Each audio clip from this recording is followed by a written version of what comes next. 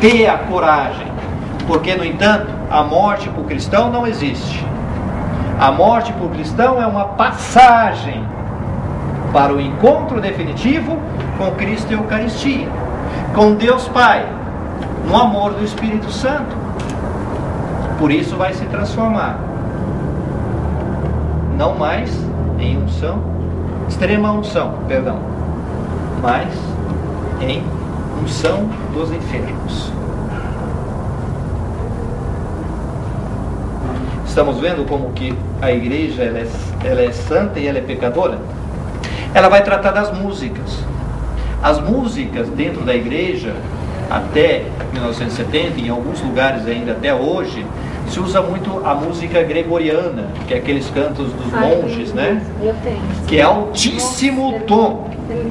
É altíssimo o tom.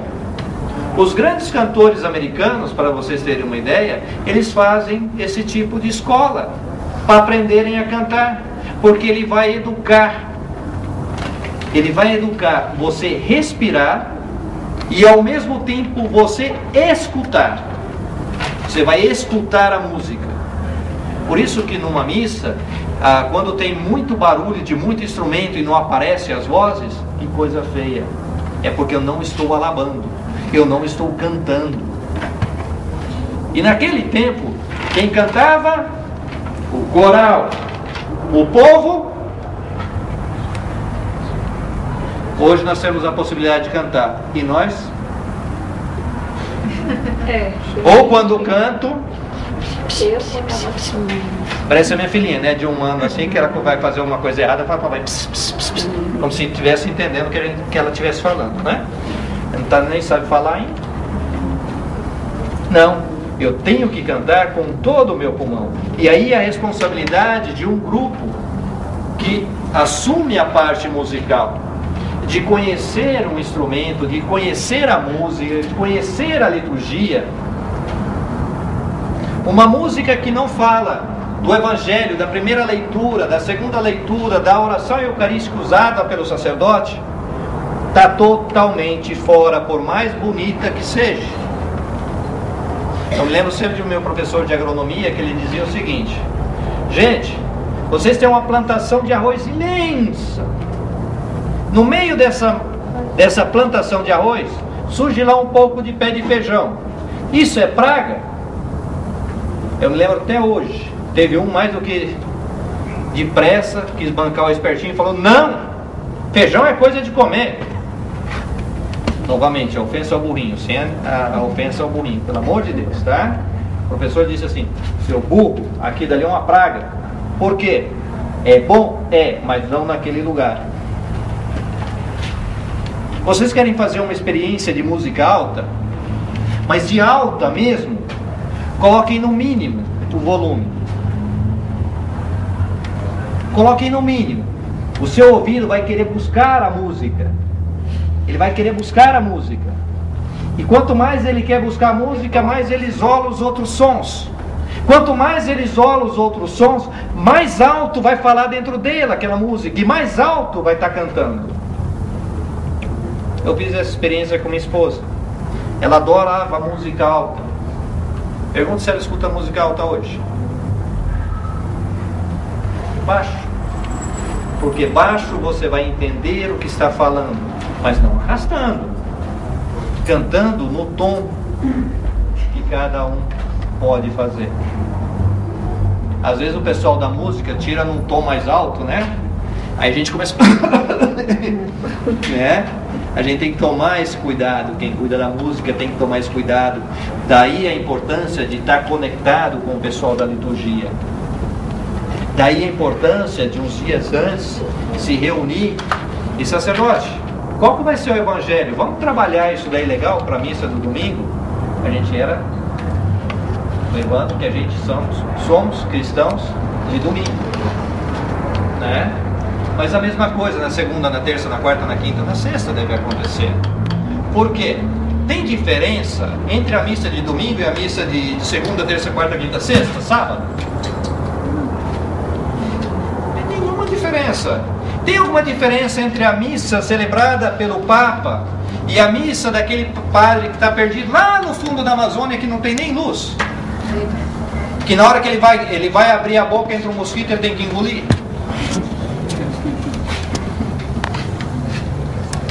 Não tem nenhuma diferença. É exatamente a mesma missa. Quando eu estou celebrando uma Santa Missa, eu estou celebrando para todos os cristãos. Quando eu estou dormindo, tem alguém rezando por mim, porque em algum lugar no mundo vai ter uma Santa Missa. A missa é universal, a missa não é só para mim. E até 1963 tinham missas particulares, e ainda tem. O sacerdote ganha uma graninha com a vida limpa. Como é que é isso? Eu quero uma missa para o meu defunto. Eu quero uma missa que seja lá na minha casa. Ah, sim. Aí quando o sacerdote vai lá, se dá uma oferta. Uma oferta que normalmente é generosa. Porque o sacerdote também precisa viver. Mas a igreja, ele vai bater muito em cima disso daí. Senhores formadores, os futuros sacerdotes conheçam verdadeiramente a Santa Missa. Conheçam verdadeiramente o lugar que é. E se evite o máximo desse tipo de coisa.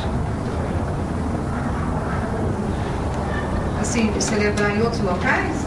Celebrar em outros locais, como em casas, em clubes particulares, mesmo dentro da igreja. Ele vai falar isso, de maneira velada. A CNBB vai falar isso. Depois tem a instrução sobre a Eucaristia. Depois vai ter as instruções da Eucaristia. Até mesmo a missa que o padre reza sozinho, que era costumeira, ele pede para não ser mais sozinho, tenha pelo menos um. De preferência, se evite as missas sós. Ou seja, quando o sacerdote, por exemplo, segunda-feira, vamos dizer que o sacerdote tem feriado, é dia de folga dele.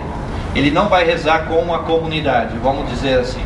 Ele vai num lugar mais tranquilo, numa capelinha, talvez dentro da igreja tenha, ou mesmo dentro da casa paroquial, e ele celebra a missa sozinho ali. Ou quando ele está doente. Nesses casos ainda pode se fazer isso, mas se pede o máximo possível que se evite. Porque se o sacerdote estiver doente, ele estiver celebrando dentro de um hospital, que coisa maravilhosa. Que coisa maravilhosa. E a vida de um sacerdote, a vida de um batizado, é doação. Eu estou falando de dois tipos de sacerdotes, que no fundo é um só. Dizia Cardeal Martini, que era bispo de Milão, lá na Itália. Ele dizia o seguinte: vai chegar um dia que os padres vão ser casados e a igreja não vai poder seguir do jeito que está. Porque o celibato nada mais é do que uma coisa colocada pela igreja, que é um valor excepcional, é lindo, é maravilhoso. Mas são coisas humanas. Aquilo que eu dizia, o que é humano dentro da igreja, tudo pode transformar. Eu espero que eu não veja isso daí ainda, porque eu acredito ainda no poder do celibato, que é lindo, maravilhoso. Está dizendo, ou é possível viver de outra forma. Que coisa linda. E quem é casado? Todo dia tem muito achego, muito beijinho, muita coisinha. Quantas vezes a gente vai dormir brigado com o esposo, com a esposa da gente? Talvez não no externo, mas no interno eu estou ofendido, eu não perdoei. Tudo isso daqui vai estar aqui, na reforma. Outra coisa muito importante é a questão da oração. De fazer sim a oração secreta. Vai até o quarto, reze ali, trancadinho, mas também reze dentro da sua comunidade. Uma coisa não tira a outra. Uma coisa não é maior ou menor do que a outra. Mas se eu rezo escondido, eu sou capaz de rezar em comunidade.